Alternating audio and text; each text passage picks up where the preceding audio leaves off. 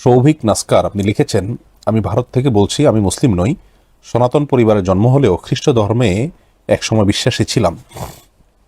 আপনার বিগত বছরের সব ওয়াজ শুনে ফেলেছি, অত্যন্ত যুক্তিপূর্ণ আপনার হাদিসের এক্সপ্লেশন, বিশেষ করে বিবাহ নিয়ে যে উত্তর আপনি দিয়েছিলেন, কোনটা জায়েজ কোনটা না জায়েজ, এটা আমি বিজ্ঞান ভিত্তিক চিন্তা করলেও পুরোপুরি আপনার সাথে মিলে যাচ্ছে। প্রশ্ন হলো, কোরআন পাঠ করতে হঠাৎ কোরআন পাঠ করতে করতে হঠাৎ থেমে গেলে কি ইমান কমে? একটা কোরআনের সম্পূর্ণ পাঠ নিতে আরবি শিখতে কতদিন লাগতে পারে? প্রিয় সৌভিক ভাই, প্রথমে আপনার প্রতি আমি কৃতজ্ঞতা জ্ঞাপন করছি যে আপনি আমাকে প্রেরণা দিয়েছেন, আপনি আমাদেরকে শুনেন, এটি জেনে আপ্লুত হলাম, প্রীত হলাম এবং খুবই খুশি হলাম। আমি দোয়া করি আল্লাহ তালা আপনাকে, আমাকে, আমাদের সবাইকে হেদায়েতের আলোয় আলোকিত করুন, আমাদের সবাইকে আল্লাহ তালা জান্নাতে একত্র করুন, আমি দোয়া করি। আর আপনি আমাদেরকে শুনছেন, সেই জন্য আপনার প্রতি আমি বিশেষ কৃতজ্ঞতা জানাচ্ছি, আলহামদুলিল্লাহ। আর আপনার প্রশ্নের উত্তর হলো যে কোরআন কারীম পাঠ করতে গেলে করতে করতে যদি কেউ হঠাৎ থেমে যায়, সেই থেমেটা যাওয়াটা যদি হয় কোনো অসুস্থতার কারণে, কোনো অস্বাভাবিক কজ দেখা দিয়েছে, সেই জন্য, ধরুন কেউ কোরআন তেলাওয়াত করতে করতে হঠাৎ অসুস্থ হয়ে পড়েছেন, হঠাৎ তার কাশি এসেছে বা এরকম কোনো পরিস্থিতি তৈরি হয়েছে, তাহলে তো এটাই তার ইচ্ছার বাইরে। আর যদি ইচ্ছাকৃতও কেউ হঠাৎ থেমে যায়, তাহলে সেক্ষেত্রে ইমান যাওয়ার মতো কোনো বিষয় নয়। তবে কথার মাঝে এমন জায়গায় থামা উচিত নয় যে জায়গায় থামলে অর্থের বিকৃতি হতে পারে। ধরুন আপনি কোরআন কারীমের তেলাওয়াত, এর পাশাপাশি সাধারণ মানুষের সাথে যে কথাবার্তা আমরা বলি, সেটাকে আপনি মিলিয়ে দেখুন। আমরা যখন একে অন্যের সাথে কথা বলি, এমন কোনো জায়গায় যদি আমরা থেমে যাই, যে জায়গায় থেমে গেলে আমরা যা বোঝাতে চাচ্ছি সেটা না বুঝে বরং ভুল কিছু বোঝানো হবে এবং ভুল কোনো বার্তা যাবে, তাহলে সেক্ষেত্রে সেরকম জায়গায় আমরা সাধারণত দাড়ি কমা দেই না, সেই জায়গায় আমরা স্টপ করি না, থামি না। ঠিক তেমনিভাবে মহান সৃষ্টিকর্তা আল্লাহ রাব্বুল আলামিনের কালাম যখন আমরা তেলাওয়াত করব, আমাদেরকে থামতে হবে এমন জায়গায় যেখানে আমাদেরকে থামা উচিত, ইচ্ছাকৃতভাবে যেখানে সেখানে থেমে যাওয়া উচিত নয়। এই জন্য আয়াতের শেষে অথবা যেখানে ওয়াকফ বা দাঁড়ানোর চিহ্নগুলো আছে, সেই চিহ্নগুলো অবলম্বন করে, সেগুলোকে অনুসরণ করে, সেই নির্দেশনাগুলো মেনে আমরা দাঁড়াবো। যদি কোনো কাজ থাকে সেরে তারপর আমরা তেলাওয়াত আবার শুরু করব। তারপরে যদি কেউ হঠাৎ করে মাঝপথে থেমে যায়, এর ফলে ইমান চলে যাওয়ার ব্যাপারটি এমন নয়, অর্থ বিকৃত হয়ে গেল এবং এভাবে দাঁড়ানো উচিত নয়। অর্থাৎ কোরআনের প্রতি যে শিষ্টাচারটা লঙ্ঘন হলো, অর্থাৎ এক্ষেত্রে ভুলের মাত্রাটা হলো এইটুকু, কিন্তু এর কারণে ইমান চলে যাবে ব্যাপারটা এরকম নয়। মানুষ তার ইচ্ছার বাইরে কোনো কিছু করলে আল্লাহ তাআলা তার জন্য তাকে পাকড়াও করেন না, কারণ সাধ্যের বাইরে কোনো কিছু মানুষ করতে সক্ষম নয়, আর সাধ্যের বাইরে কোনো কিছু আল্লাহ তাআলা চাপিয়ে দেন না। লা ইউকাল্লিফুল্লাহু নাফসান ইল্লা উসআহা, মানুষকে আল্লাহ তাআলা সাধ্যের বাইরে কোনো কিছু করতে তাকে বাধ্য করেন না। এটা আল্লাহ তাআলার নির্দেশনা, এটা আল্লাহ তাআলার নিয়ম। বিধায় কেউ হঠাৎ যদি থেমে যায় এবং সেটা বাধ্য হয়, কোনো অসুবিধা নেই, তার কারণে ইচ্ছাকৃত রুমটি করা অনুচিত, কিন্তু তার ফলে ইমান যাবে না। আর কোরআন কারীম সম্পূর্ণ পাঠ নিতে আরবি শিখতে কতদিন লাগবে, এটিকে আমরা দুই ভাগে ভাগ করতে পারি। একটা হলো কোরআন কারীমের আরবি পাঠ, যেটা আরবি মূল পাঠ, যেটা সেটি পড়তে শেখা। আরেকটা হলো যে কোরআন কারীমে আল্লাহ কি বলেছেন সেটা জানতে শেখা। এই দ্বিতীয়টা বেশি গুরুত্বপূর্ণ। জানতে শেখার জন্য তো আসলে সময়টা ভ্যারি করবে, আপনি কত সময় দিচ্ছেন। কেউ চাইলে এক সপ্তাহ শেষ করে ফেলতে পারেন, কেউ চাইলে এক বছরে শেষ করতে পারেন। শুরু থেকে শেষ পর্যন্ত আল্লাহ কি বলেছেন বোঝার চেষ্টা করবেন, তাফসির বা ব্যাখ্যা বিশ্লেষণ গ্রন্থগুলোর, অথেন্টিক গ্রন্থগুলোর সহায়তা নিতে পারেন। আর প্রথমোক্ত কোরআন শেখা যেটি, অর্থাৎ আরবি মূল পাঠ উচ্চারণ সহকারে আপনার পড়তে জানা, এটার জন্য সময়টাও আসলে ভ্যারি করবে, কে কতটা সিরিয়াসনেসের সাথে করছেন, কার কতটা ধারণ ক্ষমতা আছে, মেধা আছে, সেটার উপরে। বাকি একজন বয়স্ক মানুষ তিনি যদি 1 মাস সময় দেন, সর্বোচ্চ আমি মনে করি যে 1 মাস সময়ের ভেতরে ইনশাআল্লাহ তিনি কোরআন পরিপূর্ণভাবে পড়তে পারবেন। আবারও আপনার জন্য নিরন্তর শুভকামনা রইল। এরপরে আমি দেখতে পাচ্ছি যে প্রশ্নটি করেছেন মুরাদ হাসান, আপনি লিখেছেন, এক ব্যক্তি দাবি করেছেন তিনি স্বপ্নে দেখেছেন কিয়ামত কায়েম হয়েছে, বিশেষ একজন পীরের মুরিদকে বিনা হিসাবে জান্নাতে দেওয়া হয়েছে আর সবাইকে বিচার মুখোমুখি করা হয়েছে, এবং বিনা হিসাবে জান্নাত যাওয়ার জন্য তিনি সেই পীরের অনুসারী হয়েছেন। প্রশ্ন হলো, স্বপ্নের মাধ্যমে কারো হক বা না হক হওয়ার সিদ্ধান্ত নেওয়া যায় কিনা, কিংবা কারো মুরিদ হলেই বিনা হিসাবে জান্নাতে পাওয়া যাবে, এই বিশ্বাস বা কতটুকু যৌক্তিক? খুবই সুন্দর একটি প্রশ্ন ভাই মুরাদ হাসান। প্রথম কথা হলো যে কেউ স্বপ্নে যদি দেখেন যে অমুকের আল্লাহ তাআলা বিনা হিসাবে জান্নাতে নিয়েছেন, তাহলে সত্যি আল্লাহ তাকে বিনা হিসাবে জান্নাতে নিবেন এমনটি মনে করবার কোনো কারণ থাকতে পারে না, কারণ হাদিস এরকম কোনো নির্দেশনা আমাদেরকে দেয় না। ইসলাম শরীয়তে স্বপ্নের ভিত্তি আছে, গ্রহণযোগ্যতা আছে, কিন্তু সেটা ব্যাখ্যা সাপেক্ষ। অর্থাৎ স্বপ্নের মাধ্যমে আমরা কোনো নির্দেশনা পেতে পারি, কিন্তু আখিরাতের কোনো বিষয় স্বপ্নের মাধ্যমে আমরা সিদ্ধান্তে উপনীত হওয়ার কোনো সুযোগ নেই। হ্যাঁ, রাসূল করিম সাল্লাল্লাহু আলাইহি ওয়াসাল্লাম স্বপ্নে দেখেছেন কোনো সাহাবী জান্নাতে গিয়েছেন, তার জুতার আওয়াজ শুনেছেন, কে জান্নাতে আগে গিয়েছেন, এগুলো তিনি দেখেছেন, কিছু মেরাজে দেখেছেন, কিছু স্বপ্নে দেখেছেন। তো তার স্বপ্নটা সরাসরি ওহী ছিল। নবীদের স্বপ্ন সরাসরি ওহী হয়ে থাকে বিধায় আমাদের সাধারণ মানুষের স্বপ্ন এটাকে নবীদের স্বপ্নের সাথে তুলনা করলে চলবে না। বিধায় আমরা কেউ যদি স্বপ্নে দেখি যে অমুক পীরের অনুসারীদেরকে বিনা হিসাবে আল্লাহ তাআলা জান্নাতে দিয়েছেন, তো সত্যি সেই পীরের অনুসারীদেরকে বিনা হিসাবে জান্নাতে দিবেন এটি মনে করার কোনো কারণ থাকতে পারে না। এরকমটিকে যদি দৃঢ়ভাবে বিশ্বাস করেন এবং সেই বিশ্বাসের জায়গা থেকে সে পীরের মুরিদ হন, তাহলে সেটি স্পষ্ট বিভ্রান্তি, স্পষ্ট গুমরাহি। মনে রাখা উচিত, বিনা হিসাবে জান্নাতে কে যাবে না যাবে, আখেরাতে কি হবে না হবে, এগুলো জানার একমাত্র সোর্স হলো ওয়াহি, কোরআন এবং হাদিস। আল্লাহ তাআলা তার রাসূল সাল্লাল্লাহু আলাইহি ওয়াসাল্লামকে জানিয়েছেন, তিনি আমাদেরকে জানিয়েছেন। এছাড়া আর আখেরাতে কি হবে না হবে সে বিষয়ে আমরা নিজেরা জানার কোনো সুযোগ নেই। স্বপ্নের মাধ্যমে এগুলো জানার তো কোনো সুযোগ থাকতেই পারে না। স্বপ্নে অনেক খারাপ মানুষকে অনেক ভালো দেখা যায়, অনেক ভালো মানুষকে অনেক খারাপ দেখা যায়। অতএব সেটার উপরে ভিত্তি করে আপনি অন্তত আখিরাতের এই ধরনের বিষয়ে ডিসিশন নেবেন অথবা বিশ্বাস স্থাপন করবেন, সেই সুযোগ মোটেই নাই। এটা স্পষ্ট বিভ্রান্তি। অতএব এটার ভিত্তিতে কে ভালো কে মন্দ, কে বিনা হিসাবে জান্নাতে যাবেন, কে হিসাবের মুখোমুখি হবেন, এটি মনে করার কোনো কারণ নেই। আর যিনি স্বপ্নে দেখেছেন বলে বলেছেন, তিনি তার বক্তব্য অনুযায়ী বোঝা যাচ্ছে যে তিনি দেখেছেন ওই নির্দিষ্ট পীরের মুরিদ ছাড়া বাকি সবাই হিসাবের মুখোমুখি হচ্ছে। সুবহানাল্লাহ। তার মানে কোনো নবীর উম্মতের জন্য এটা নয়, একজন পীরের মুরিদের জন্য এটা। তার মানে কি পীরের মুরিদকে নবীর উম্মতের চাইতে বা পীরকে নবীর চাইতে আপনার বড় মনে করা হচ্ছে? অথচ আম্বিয়া আলাইহিস সালাতু ওয়াস সালাম তাদের অনুসারী তো আমরা সবাই। কোনো পীরের মুরিদ হওয়ার কারণে যদি কেউ বিশেষ বৈশিষ্ট্য মণ্ডিত হয়, তো আমরা তো মুহাম্মদ সাল্লাল্লাহু আলাইহি ওয়াসাল্লামের উম্মত, সেই হিসাবে তো আমাদের মধ্যে আরও বেশি বৈশিষ্ট্য থাকবে। তো শুধু সেই পীরের মুরিদই নাজাত পাচ্ছেন বিনা হিসাবে, আর বাকিরা সবাই জবাবদিহিতার মুখোমুখি হচ্ছেন, অর্থাৎ নবীর উম্মতরাও জবাবদিহিতার মুখোমুখি হচ্ছেন। এটি যে অন্তঃসার শূন্য, এটি যে সম্পূর্ণ গোমরাহ এবং আপনার বিভ্রান্ত একটি বিষয়, সেটি বোধহয় বলাই বাহুল্য। বিধায় আল্লাহ তাআলা আমাদেরকে হেফাজতে রাখুন এই ধরনের বিভ্রান্তিকর বিষয় থেকে। আমরা যেন এই সমস্ত ক্ষেত্রে অত্যন্ত দায়িত্বশীল থাকি এবং এই সমস্ত বিভ্রান্তি থেকে বেঁচে থাকার চেষ্টা করি। আল্লাহ তাআলা আমাদের তৌফিক দান করুন। আলী হাসান লিখেছেন, ত্রিপুরায় মুসলিমদের উপর নির্যাতন চলছে, মসজিদ গুড়িয়ে দেওয়া হচ্ছে, এ বিষয়ে কিছু বলুন প্লিজ। পাশাপাশি মুসলিমদের উপর নির্যাতন মিডিয়াগুলো নীরব, এ বিষয়ে আপনার মন্তব্য জানতে চাই। ভাই আলী হাসান, বিষয়টি আমারও নজরে এসেছে। বাংলাদেশের কোনো কোনো গণমাধ্যমে, জাতীয় দৈনিকে আমি দেখেছি নিউজ এসেছে, যদিও বেশিরভাগ মিডিয়াগুলোতে এই বিষয়ে কোনো নিউজ দেখিনি।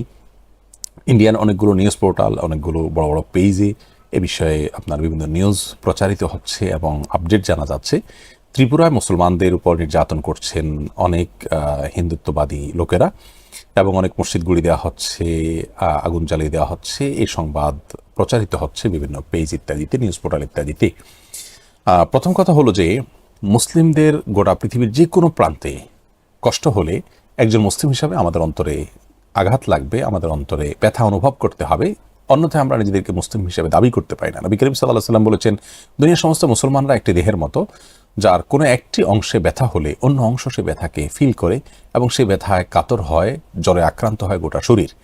একইভাবে পৃথিবীর কোনো প্রান্তে কোনো মুসলিমের কষ্ট হলে, আঘাতপ্রাপ্ত হলে, কোনো মুসলিম বিপদে পড়লে অন্য প্রান্তের সমস্ত মুসলিমরা সেই বিপদে কাতর হবেন এবং ব্যথা অনুভব করবেন, তাদের কষ্ট লাগা কাজ করবে। এটি আমাদের মধ্যে থাকতে হবে। বিধায় আমরা ত্রিপুরার মুসলমানদের কষ্টে আমরা অবশ্যই দুঃখ বোধ করছি আর দোয়া করছি আল্লাহর রহমতে তাদের প্রতি রহম করুন, এবং যারা জুলুম করছে তাদেরকে আল্লাহ তাআলা হেদায়েত দান করুন, তারা তাদের জুলুম থেকে যেন বিরত থাকে।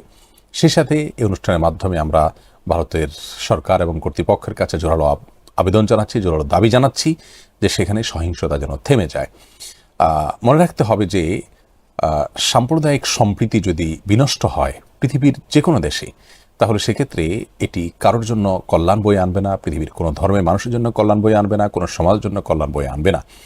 আমাদের দেশে মিডিয়াগুলো এ ব্যাপারে নীরব কেন, সেই প্রশ্নের উত্তর তারাই ভালো দিতে পারবেন। তবে একটি সম্ভাব্য কারণ এও হতে পারে যে এই ধরনের নিউজগুলো আমাদের দেশে প্রচারিত হলে আমাদের দেশে অনেক মানুষ যারা ইসলামের সঠিক জ্ঞান তাদের নেই, তারা এই ঘটনার প্রেক্ষিতে আমাদের দেশে অবস্থানরত হিন্দুদের উপরে, নিরীহ হিন্দুদের উপরে হয়তো আক্রমণাত্মক হতে পারে, চড়াও হতে পারে। এমনটি যদি কেউ করতে চায় মুসলমানদের দুর্নাম করার চেষ্টা করে বা কোনো ভ্রান্ত মানুষ কোনো এই ধরনের পদক্ষেপ নিতে যায়, তাহলে সেক্ষেত্রে আমাদেরকে দায়িত্বশীল ভূমিকা রাখতে হবে। মনে রাখতে হবে যে বাংলাদেশে কোনো হিন্দুকে আপনি আক্রমণ করবেন, আপনার ভাইয়েরা পৃথিবীর বিভিন্ন প্রান্তে আছেন, মুসলমানরা অন্য প্রান্তে আছেন, তাদের উপর আক্রমণ হবে। আর সবচেয়ে বড় কথা হলো, ইসলাম তো আমাদেরকে এটা করতে নির্দেশ দেয়নি, বরং বিভিন্ন ধর্মের মানুষ একটা সমাজে বসবাস করলে কিভাবে সহাবস্থান করতে হবে, কিভাবে শান্তিপূর্ণভাবে বসবাস করতে হবে, সেই নির্দেশনা রাসূল আকরাম সাল্লাল্লাহু আলাইহি সাল্লাম তার মদিনার জীবনে দিয়েছেন, মক্কার জীবন থেকেও আমরা পাই। বিধায় একজন মুসলিম হিসাবে আমাদেরকে সেই দিক নির্দেশনাগুলোকে মাথায় রেখে চলতে হবে এবং মুসলমানদেরকে দুর্নাম করার অপচেষ্টা করলে সেই অপচেষ্টা রুখে দেওয়ার জন্য আমাদেরকে উদ্যোগী হতে হবে। বিধায় ত্রিপুরার ঘটনার প্রেক্ষিতে আবার বাংলাদেশে বা আমাদের দেশে কেউ যেন কোনো প্রকার পানি ঘোলা করার চেষ্টা না করতে পারে, হিন্দুদের উপরে চড়াও হতে না পারে, কোনো প্রকার আক্রমণ করতে না পারে, শান্তি শৃঙ্খলা এবং সাম্প্রদায়িক সম্প্রীতি বিনষ্ট করতে না পারে, সেই বিষয়ে আমাদের প্রত্যেককে সজাগ থাকতে হবে এবং দায়িত্বশীল থাকতে হবে। আল্লাহ তাআলা আমাদেরকে সেই তৌফিক দান করুন এবং আমরা আমাদের সরকার এবং দায়িত্বশীল যারা আছেন তাদের প্রতি জোরালো আহ্বান করব, দাবি জানাবো যে ত্রিপুরায় বা ইন্ডিয়াতে মুসলমানদের উপরে যে নির্যাতন চলছে কোনো কোনো জায়গায়, সেটা বন্ধে যেন তারা উদ্যোগী হন এবং জোর দাবি তোলেন এবং আমরা আমাদের যার যার জায়গা থেকে অবশ্যই শান্তিপূর্ণভাবে পৃথিবীর যে কোনো প্রান্তে এই ধরনের অন্যায়ের প্রতিবাদ জানাবো। এমনকি বাংলাদেশে হিন্দুদের প্রতি কোনো নামধারী মুসলমান যদি নিরীহ হিন্দুদের উপরে চড়াও হয়, তাদের মন্দিরে আক্রমণ করে, সেটাকে আমরা নিন্দা জানাবো, তীব্র প্রতিবাদ জানাবো এবং একইভাবে ত্রিপুরাতে মুসলমানদের উপরে নির্যাতন, নিষ্পেষণ বা মসজিদ ভাঙার ঘটনা আর প্রেক্ষিতে আমরা প্রতিবাদ জানাবো এবং শান্তির বার্তা মানুষের কাছে পৌঁছে দিব। আল্লাহ তাআলা আমাদেরকে সেই তৌফিক দান করুন। আমাদের প্রিয় মাতৃভূমিকে সব ধরনের সহিংসতা থেকে, সব ধরনের অশান্তি থেকে আল্লাহ তাআলা রক্ষা করুন। সেই দোয়া আমরা রব্বে কারীমের কাছে পেশ করি এবং শান্তি শৃঙ্খলা রক্ষা করার জন্য, প্রতিষ্ঠা করার জন্য আমাদের সবাইকে সজাগ থাকতে হবে। আবারও বলছি, ত্রিপুরার মুসলমানদের এই কষ্ট, তাদের এই নির্যাতনে আমরা তাদের প্রতি সমবেথী এবং এই নির্যাতন যেন থেমে যায় সেজন্য ত্রিপুরা সরকার এবং ভারতের কেন্দ্রীয় সরকারের প্রতি আমাদের জোরালো আবেদন থাকবে, দাবি থাকবে এবং সেই সাথে আমরা আল্লাহর বয়ানের কাছে তাদের জন্য কায়মনোবাক্যে দোয়া করব। আল্লাহ তাআলা আমাদের অক্ষমতাকে ক্ষমা করুন এবং আমাদের সবাইকে দায়িত্বশীল আচরণ করার তৌফিক দান করুন। এমডি আব্দুল্লাহ আল আমিন আপনি লিখেছেন, আমি 1994 সালে হজ মেডিকেল টিমের ডাক্তার হিসেবে মক্কায় গিয়ে নিজ নামে নিয়ত করে হজ করেছি। আমার কি হজের ফরজ আদায় হয়েছে? ভাই আব্দুল্লাহ আল আমিন, কেউ ডক্টর হিসাবে কিংবা অন্য কোনো পেশায় যদি মক্কায় যান এবং হাজিদের সার্ভিস দেন বা অন্য কারো কোনো সার্ভিস দিতে যান সেখানে, তো সেই সেবা দিতে গিয়ে তিনি যদি হজ করতে পারেন আর হজ করতে গিয়ে তিনি কর্তৃপক্ষের কোনো দায়িত্ব অবহেলা না করে থাকেন, বরং যথাযথ কর্তৃপক্ষের অনুমতি নিয়ে তিনি হজ করেছেন, তাহলে সেক্ষেত্রে ইনশাআল্লাহ সে হজটি তার ফরজ হজ হিসেবে গণ্য হবে। এবং এ বিষয়টি অনেকটা এরকম, ধরুন কেউ একজন মসজিদে এলেন, তিনি মসজিদের কোনো একটা মেরামতের কাজে মসজিদে প্রবেশ করেছেন, তিনি সালাত আদায়ের জন্য মূলত মসজিদে প্রবেশ করেননি। তো কাজ করতে করতে যখন সালাতের সময় হয়েছে, আজান একামত হয়েছে, তখন তিনি সালাতের জামাতে শামিল হয়ে গেছেন।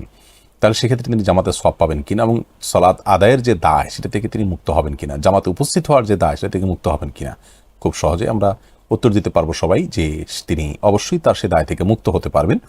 তো সেই ব্যক্তি যেরকম মুক্ত হতে পারবেন তার দায় থেকে, একইভাবে যে কোনোভাবে আপনি বাইতুল্লাহে যাওয়ার পর হজ করেছেন, সেটা আপনি কাজে গিয়েছেন, অন্য কেউ আপনাকে নিয়ে গেছে, যেভাবেই হোক না কেন আপনি হজটা সম্পন্ন করতে পেরেছেন, তাতে ইনশাআল্লাহ আপনার ফরজ আদায় হবে। ফরজ আদায় হওয়ার জন্য নিজের ভূমি থেকে গিয়ে হজ করতে হবে, পয়সা খরচ করতে হবে, এমন কোনো বাধ্যবাধকতা কিন্তু নেই। অতএব ইনশাআল্লাহ বিদিল্লাহ আশা করছি আপনার হজ আদায় হয়েছে। কিন্তু আল্লাহ তাআলা আপনাকে আর্থিক সঙ্গতি দিয়ে থাকলে আপনার অবশ্যই উচিত হবে আরও হজ কিংবা উমরা করার চেষ্টা করা, যেহেতু আপনার অর্থটা এখানে ব্যয় হয়নি, আপনি শুধু শারীরিক শ্রম দিয়েছেন, কিন্তু সন্দেহ নেই যে আপনার ফরজ হজ আদায় হয়ে গেছে এর মাধ্যমে। তো মনে রাখতে হবে, ডিউটি পালন করতে গিয়ে যদি কোনো রকম ফাঁকি ঝুঁকি দিয়ে কর্তৃপক্ষের আপনার নজর এড়িয়ে বা তাদের অনুমতি না নিয়ে আপনি আপনার দায়িত্ব পালনের ক্ষেত্রে ত্রুটি করে যদি আপনি হজ করে থাকেন, তাহলে সেক্ষেত্রে আপনি গুনাহের কাজ করেছেন, সেটি স্বতন্ত্র গুনাহের কথা। এরপরে নজরুল ইসলাম আপনি লিখেছেন, আমি ওমরা যাওয়ার নিয়ত করেছি, আপনার এবারের ওমরার অভিজ্ঞতা সম্পর্কে জানতে চাই, যাতে এখনকার পরিস্থিতি সম্পর্কে আগাম ধারণা লাভ করতে পারি। খুবই গুরুত্বপূর্ণ এই বিষয়টি। অনেকে ওমরা যাওয়ার পরিকল্পনা করছেন, আবার অনেকে ভয় পাচ্ছেন। অনেকে মনে করছেন যে এখন ওমরা গেলে বোধহয় আমরা ওমরার যে সাধারণ সুযোগ সুবিধাগুলো সেগুলো কোনো কোনোটি থেকে বঞ্চিত থাকব। মূলত আমার দৃষ্টিতে ওমরা করার জন্য এখন সবচেয়ে সুবর্ণ সুযোগ যাচ্ছে, কারণ আপনারা জানেন মক্কা মদিনাতে ওমরার উদ্দেশ্যে বিভিন্ন প্রান্ত থেকে ওমরা এবং জিয়ারার উদ্দেশ্যে আসার পারমিশন পাচ্ছে খুবই সীমিত সংখ্যক মানুষ। আর সেই পারমিশন পাওয়া মানুষগুলোর ভিতরে বাংলাদেশের মানুষ আলহামদুলিল্লাহ সর্বাগ্রে তাদের নাম উঠে এসেছে। অর্থাৎ বাংলাদেশ এবং সম্ভবত পাকিস্তান, মানে সামান্য 2-3টা দেশ থেকে শুধুমাত্র ওমরা এবং জিয়ারা বা ভিজিটের উদ্দেশ্যে ভিসা দিচ্ছে সৌদি আরব, তাদেরকে সৌদি আরব নিচ্ছেন।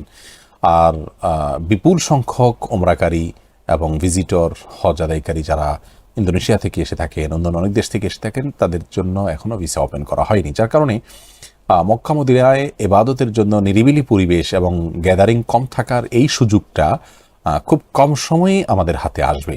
বিধায় এই সময়টাতে ওমরা যাওয়ার জন্য আমি এটাকে উত্তম মনে করছি। হ্যাঁ, কিছুটা খরচ বেশি হয় অন্য সময়ের তুলনায়, কারণ বাসগুলোতে যাত্রী অর্ধেক থাকে, ডাবল ভাড়া বহন করতে হয়। হোটেলে আপনার দুজনে বেশি এক কক্ষে থাকার অনুমোদন নেই, যার কারণে একটু ভাড়া ইত্যাদি বেশি পড়ে। কিন্তু তারপরেও আমি যেটা অনুভব করেছি তা হলো মক্কা মদিনাতে আলহামদুলিল্লাহ সাধারণ সময়ের যে গ্যাদারিং, যে প্রেশার বা চাপাচাপি, সেটা না থাকার কারণে নিরিবিলি ইবাদত করা যায়, যেটা অসম্ভব ভালো লাগা কাজ করে যার ফলে। আর আলহামদুলিল্লাহ দিন দিন পরিস্থিতি খুব স্বাভাবিক হচ্ছে। শারীরিক দূরত্বের যে বাধ্যবাধকতা সেটা উঠে দেওয়া হয়েছে। সালাতের মধ্যে মুসল্লিরা একে অন্যের পাশাপাশি একেবারে মিলে মিলে দাঁড়াবেন, ফাঁকা রাখবেন না। তো সে বিষয়টির উপর আমল করা হচ্ছে দীর্ঘ 2 বছর পর আলহামদুলিল্লাহ। অতএব পরিস্থিতি ধীরে ধীরে স্বাভাবিক হওয়ার পথে। রিয়াজুল জান্নাহ বা রওজা যেটাকে বলা হয় মদিনাতে, মসজিদে নববীতে, সেখানে ইবাদতবন্দি করা অনেক বেশি গুরুত্বপূর্ণ একটি বিষয়। এবং সেখানে সাধারণ সময় ইবাদতবন্দি করা অনেক বেশি কঠিন, চাপাচাপি হয়, হুড়োহুড়ি হয়, মন মতো ইবাদত করা যায় না। কিন্তু এখন আলহামদুলিল্লাহ অ্যাপসের মাধ্যমে এমন সিস্টেম করা হয়েছে যে প্রত্যেকে নিবন্ধন করবেন, নির্দিষ্ট সময় যাবেন, তার সময় তিনি সম্পূর্ণ ফ্রিলি ওখানে বসে ইবাদতবন্দি করবেন। নির্দিষ্ট সময় 10 মিনিট মিনিমাম থাকার সুযোগ দেওয়া হয়। তো এই বিষয়টি অত্যন্ত ভালো লেগেছে আমার কাছে। হ্যাঁ, একটা সমস্যা আছে, বারবার তওয়াফটা করা যাচ্ছে না এখন। ওমরা একবার করা যাচ্ছে, তওয়াফের জন্য নতুন করে ওমরা কিংবা ইহরামের কাপড় পরা ছাড়া প্রবেশ করার কোনো সুযোগ থাকছে না। এটা একটা অপূর্ণতা অবশ্য থাকছে। তো সেক্ষেত্রে কেউ সফর করে মদিনায় গেলেন, আসলেন, আসার সময় আরেকটা ওমরা করলেন, বা তায়েফ গেলেন, আসার সময় একটা ওমরা করলেন, এভাবে হতে পারে। কিন্তু এই অপূর্ণতার পাশাপাশি আপনার নিরিবিলি পরিবেশের যে সুযোগ সেটাও কিন্তু থাকছে। হোটেলগুলো বেশিরভাগই সামান্য, মক্কাতে কয়েকটা হোটেল শুধু পারমিশন পাইছে যাত্রীরা, এই হজ যাত্রী বা ওমরার যাত্রীকে রাখার। সেই হোটেলগুলো বেশিরভাগই দূরে। অতএব যারা বৃদ্ধ তারা খুব কাছের যে হোটেলগুলো আছে একটু ব্যয়বহুল হলেও সেগুলোতে থাকার চেষ্টা করবেন।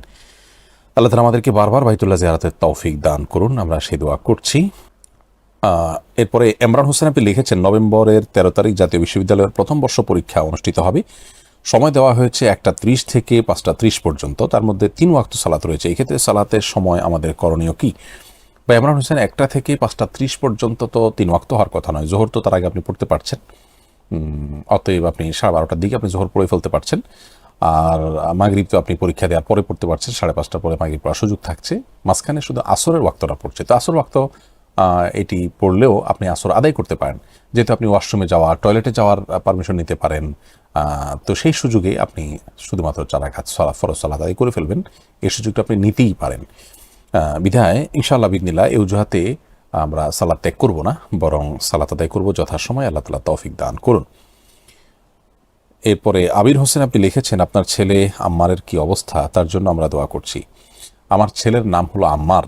আমি যখন ফেসবুকে লিখেছি আমার ছেলে আম্মার, অনেকে মনে করেছে আমার ছেলের আম্মা। তো এটা অনেকে না বোঝার কারণে সমস্যা তৈরি হয়েছে, জন্য আমরা ব্র্যাকেটে বা বন্ধনীতে আম্মার লিখে দিয়েছি। ছেলেটির অবস্থা আলহামদুলিল্লাহ এখন অনেকখানি ভালো। আমি আপনাদের প্রতি খুবই কৃতজ্ঞতা জ্ঞাপন করছি, খুবই শুকরিয়া জানাচ্ছি যে আপনারা অন্তরের অন্তঃস্থল থেকে অনেকেই দোয়া করেছেন। আমি জানি, আমি সত্যি আপ্লুত। অনেক বেশি আমি আপনাদের জন্য দোয়া করেছি মক্কাতে, মদিনাতে, এখনও করছি আল্লাহর কাছে যে আল্লাহ তাআলা আপনাদেরকে উত্তম বিনিময় দান করুন। আপনারা সম্পূর্ণ নিঃস্বার্থভাবে আল্লাহকে সন্তুষ্ট করবার উদ্দেশ্যে নিঃশ্বাস সাথে আপনারা দোয়া করেছেন, ভালোবাসা দিয়েছেন ছেলেটাকে। আলহামদুলিল্লাহ সে এখন অনেকখানি সুস্থতার দিকে আল্লাহর রহমতে,